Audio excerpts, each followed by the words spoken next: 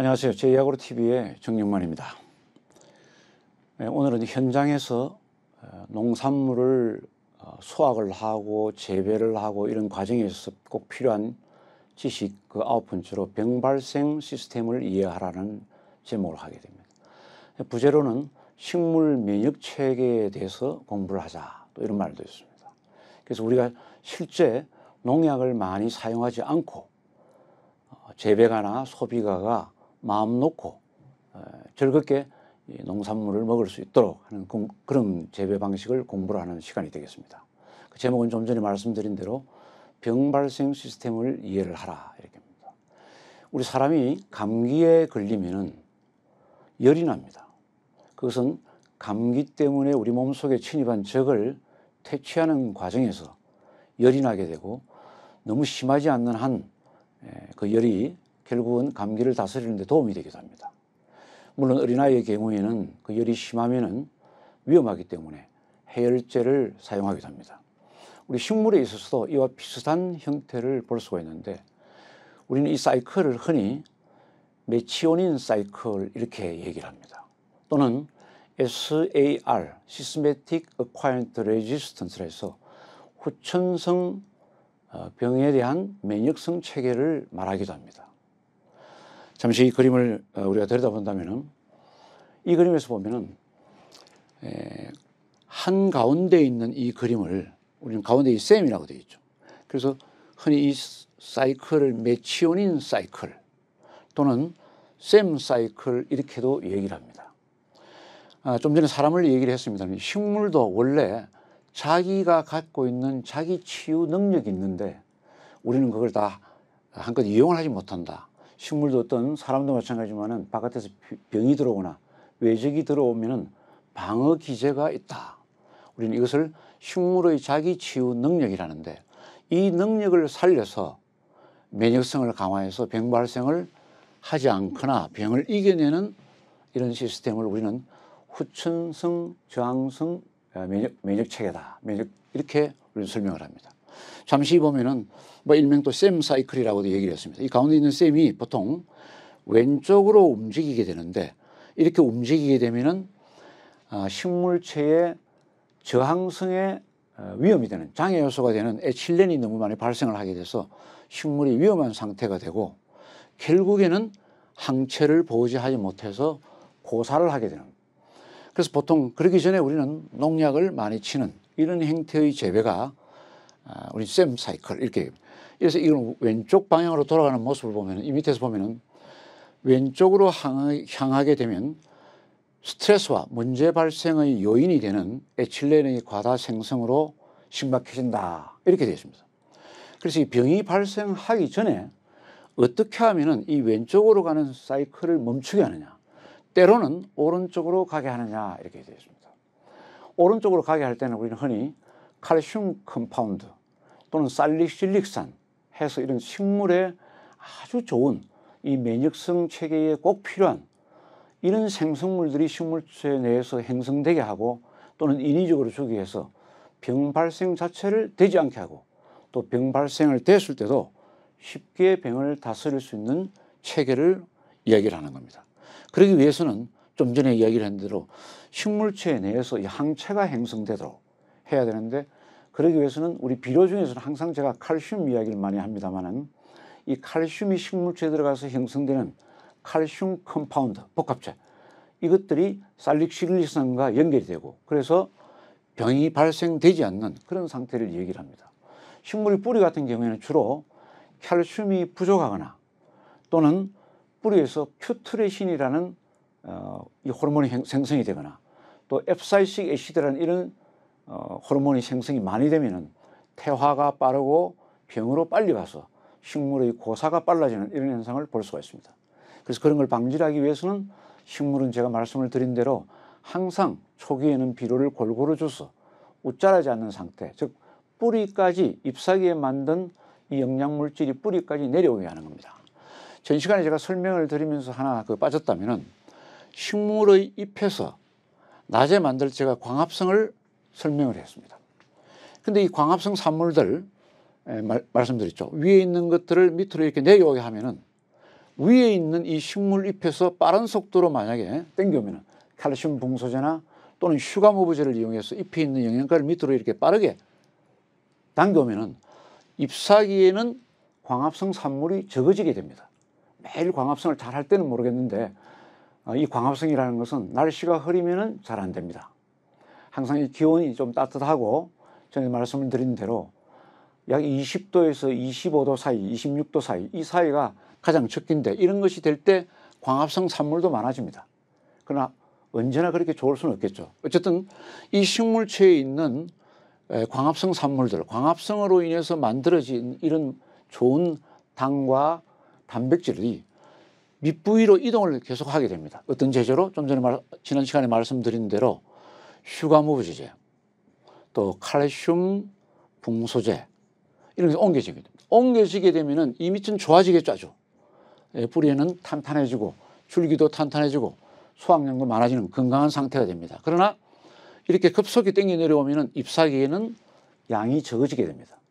그래서 이런 경우에 이 잎사귀가 인지를 하게 되어 있답니다. 자기가 갖고 있는 몸체에 배가 부르면은, 즉 이 광합성 산물이 많으면은 일을 좀 적게 하게 되겠죠. 광합성 산물이 적으면 내 일을 좀 많이 해야 된다. 에너지를 좀 더 많이 받아서 일을 좀 더 많이 해야 된다. 이런 경우에 제가 실험을 직접 한 건 아닙니다만 전문가들의 이야기 들어보면은 광합성도 식물의 잎이 30% 내지 40% 더 할 수 있다. 즉 공장을 더 빨리 가동을 하는 거죠. 일을 더 많이 해야만 유지를 할 수 있기 때문에 굉장히 좋죠. 이렇게 해서 뿌리에 아까 말씀드린 대로 칼슘이 잘 유지가 되고 이 광합성 산물이 내려와서 뿌리 상태가 좋아지면은 이때는 왼쪽으로 가는 사이클보다는 멈추거나 오른쪽으로 와서 병 발생이 잘 되지 않는 그런 상태가 된다 하는 그런 말씀을 드렸죠. 그래서 여기 있는 이 퓨트레신이라든지 이런 것들은 아부시스산 이런 것들이 지나치게 많으면은 병 발생이 잘 되는, 즉 식물이 퇴화가 빠른, 뿌리가 퇴화가 빠르고 고사가 빠를 수밖에 없는 그런 상태가 됩니다. 그러나 그 반대가 되면 아까 참 좋겠죠. 아까 말씀드린 대로 칼슘과 이런 살리실릭산 이런 복합체들이 형성이 되면은 후천성 저항성 면역 체계가 잘 형성이 돼서 식물은 오른쪽 방향으로 움직여서 스트레스와 문제 발생을 크게 줄일 수 있는 수프 항체 폴리아민이 생성된다. 이 수프 항체 폴리아민 이런 것들이 생성이 돼서 병 발생을 억제를 할 수 있다 하는 것이 후천성 저항성 면역 체계다. 이렇게 이제 설명을 합니다. 이 가운데 있는 이 셈이 움직이는 걸 한번 봅시다. 왼쪽으로 이렇게 움직이죠. 왼쪽으로 이렇게 움직이면은 결국은 나중에 고사라는데 정반대로 오른쪽으로 움직이게 하면은 이렇게 병이 강한 상태, 균형이 잡힌 수프 항체가 형성된 그런 상태를 우리는 말하는 겁니다. 그래서 여기서 보면은 폴리아민 생성 증가와 에틸렌 생성 감소로 이런 저항성 면역 체계를 잘 갖추게 되는 겁니다. 이렇게 되면은 과도한 농약을 쓰지도 않고도 식물을 충분히 잘 재배를 해서 수확을 완전하게 할 수 있겠죠. 일부 실험에서 이런 수프 항체를 만들 수 있는 제재들을 또 일부 실험을 해보면은 실제로 이 그림에서 보다시피 전반부에 지금 문제가 많죠. 이렇게 축엽이 생기고 지금 바이러스가 왔습니다. 좀 힘든 상태가 됐겠죠. 또 이쪽 이 수박도 보면은 문제가 생긴 상태가 됩니다. 잎이 색깔이 좋지 않죠. 이 두 가지의 상태에서 실험을 마치 해보니까 이런 수프 항체가 생기는 이런 제재들을 한번 사용해서 인위적으로라도 면역성 체계를 강화해 보니까 그 다음부터는 여기에서 문제된 것들이 이렇게 따라 옮기지를 않고 여기서는 깨끗한 잎이 나와서 지금 보기에는 여기서 문제가 있지만 멈춘 상태고 앞으로 나오는 새 잎이 아주 좋은 잎이 건강하고 좋은 잎이 나옴으로 해서 재배를 무난하게 할 수 있더라. 여기서도 보면 이 색깔이 태화가 된 그런 상태에서도 같이 움직이지 않고 여기서는 새 잎이 나와서 온전한 상태를 유지를 하고 있는 것을 볼 수가 있습니다. 그래서 보통 이런 수프 항체들 일에 있는 제재들이 어느 회사들인지 농약회사나 이 좋은 비료회사들이 대한민국에도 보면 한 두서너 개의 회사들이 가지고 있는 것 같아요. 그래서 내가 1년 중에 나는 5월달이 되니까 항상 병이 많이 오더라. 하우스 안에서 4, 5월이 되니까 병이 오기 시작하더라. 또 나는 이 노지 재배를 하는데 항상 7월 달이나 7월 하순 되니까 병이 많이 오더라. 이렇게 되면은 이 병이 오는 첫 시점 아니면 이 병이 오기 직전에 이런 수프 항체를 만드는 제제들을 살포를 한번 해줘서 병으로서부터 방어가 되고 방어 기제가 형성이 되고 항체가 만들어짐으로 해서 병 발생이 되지 않는 그런 상태를 우리는 유지를 하는 겁니다. 그래서 이 식물 과학이 오늘날 많이 발전해 가는 걸 볼 수가 있습니다. 일부에서는 병이 발생됐을 때는 그럼 어떻게 할 거냐? 병이 발생됐을 때는 단 한 번에 병을 잡아라. 단 한 번에 병을 잡아라. 병을 천천히 오늘 농약을 쳤더니 병이 없는 것더니 오늘 어떤 특별한 제재를 쳤더니 병이 없는 듯 하더니 며칠 있다가 또 재발하고 그래서 또 사용을 하게 되고 이렇게 해서 일주일 열흘 만에 반복해서 자꾸만 약제를 사용하게 되면은 식물은 식물대로 얼마나 힘들겠습니까? 우리 사람도 항생제나 마이신 종류를 이렇게 계속 먹으면은 힘들겠죠. 위장장애도 일어났고 식물도 사실은 마찬가지입니다. 식물이 말을 안 할 뿐이죠. 그래서 식물에는 독한 물질을 사용하게 되면 식물 자체도 대단히 힘들어지고 그렇게 됨으로 해서 에틸렌 생성이 더 많아지고 식물은 수명이 짧아지고 에틸렌은 점점 축적이 됨으로 해서 자기가 본래 가지고 있던 선천적인 능력을 충분히 발휘하지 못하게 돼서 수확량이 줄거나 일찍 고사를 하게 되는 겁니다.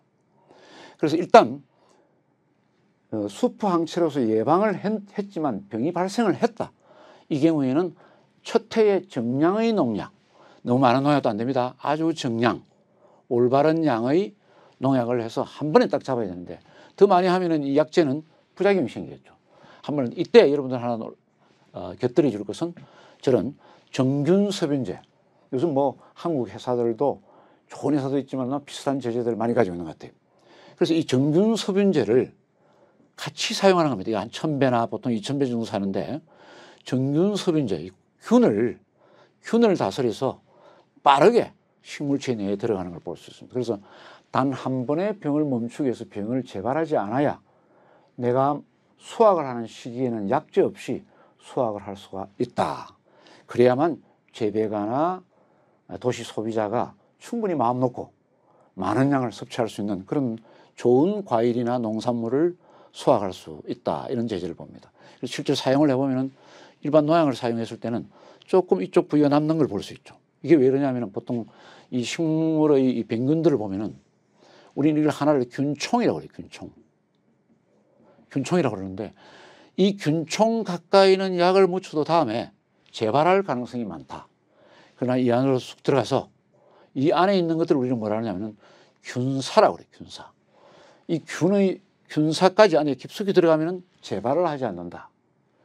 이 약제를 독하게 치지 않으면서 균사까지 접촉만 하게 할 수 있는 것은 뭐냐? 빠르게 균을 다스리면서 섭연할 수 있는 안쪽까지 들어갈 수 있는 이런 제재들이 금방 큰 효과를 발휘할 수 있다. 그래서 병이 발생한 이후에는 항상 정균 섭연제를 1000배 내지 2000배를 같이 사용하면서 첫 번째 약제로서 끝을 내라 하는 그런 것을 여러분들이 좀 주의를 해주시면 좋겠습니다. 그래서 우리가 약제를 단일로 사용했을 때는 이렇게 잎사귀에 보면 이렇게 물방울이 남죠. 이렇게 정균제를 같이 타보면 잎사귀가 좀 깨끗한 걸 볼 수 있습니다. 사용해서 햇볕이 나서 마르고 난 뒤에도 여기는 보면은 흠이 많이 남죠. 이렇게 자국이 많이 남습니다. 그러나 이렇게 깨끗한 상태가 되는 걸 볼 수 있습니다. 이렇게 되면은 오히려 이런 상태에서는 재발도 잘 하지 않는다. 똑같은 약제를 사용했는데 이런 상태는 재발을 하지 않고 이런 상태는 또 재발까지 할 확률이 높아진다. 그래서 우리 시중에는 여러 회사들이 좋은 제재들을 이미 많이 가지고 있습니다. 그래서 그중에서 가장 신용 있는 제재들을 여러분이 알고 있다면 약제를 사용할 때는 꼭 정균 섭연제를 사용한다.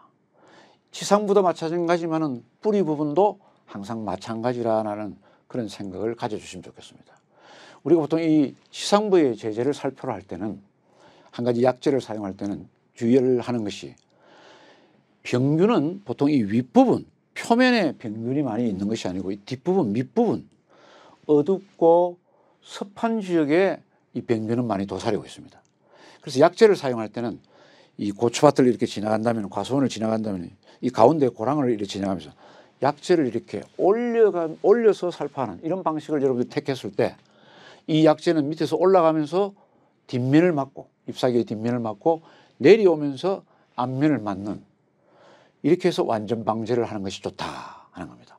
또 이 경우에는 양양을 조금 충분히 해서 이렇게 흘러내리다 보면은 이 주변에 이렇게 조금 스며들면은 훨씬 더 다음에 재발을 하지 않는다. 이 주변은 뭡니까? 이 주변은 땅 표면은 여기다 물도 주고 비가 오고 이렇기 때문에 여기는 항상 습하고 모든 병이 생기는 장소가 되기도 합니다. 모든 병이 생기는 장소가 되기도 합니다. 그래서 이 주변을 방어하면서 병 발생을 재발하지 않도록 하는 그런 역할을 할 수 있다. 우리가 식물이 위기에 처했을 때 또 식물을 좀 더 단단하고 건강하게 키우기 위해서 우리는 좋은 식물 영양제라든지 이런 것들을 우리는 잎사귀에 뿌리는 것을 우리는 연면 시비를 한다, 이렇게 얘기를 합니다. 비료를 줄 때 땅을 통해서 잎을 스며들게 해서 채관을 통해서 전달되게 하는 것은 우리가 뿌리 간주나 또는 뿌리 시비다, 이렇게 얘기를 합니다. 흔히 기비 뭐 이렇게 얘기도 하기도 하고요. 또 추비를 주더라도 관수를 통해서 이 뿌리 관주를 하는 경우가 있습니다.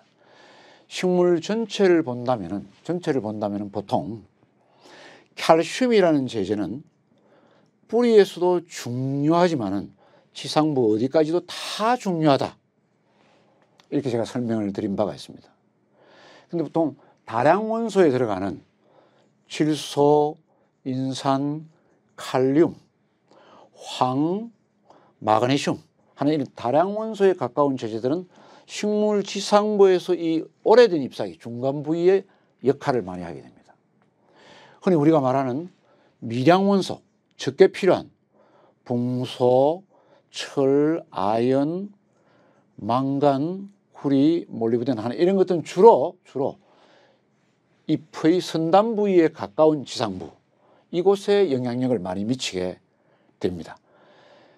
그런데 이것 중에서 하나 좀 특이한 사실이 이 비료 중에서 질소라든지 칼륨이라든지 황이라든지 이런 것들은 흡수 속도가 빠르다, 비교적.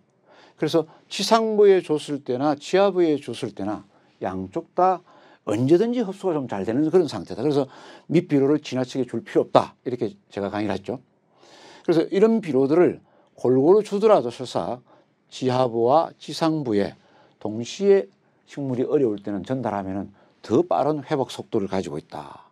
특히 식물이 어려울 때는 이런 방법을 택하는 것도 좋다 하는 것들을 볼 수 있습니다. 자, 이렇게 해서 우리는 식물 지하부를 좀 전에 말씀을 드렸고 지상부를 말씀드렸습니다.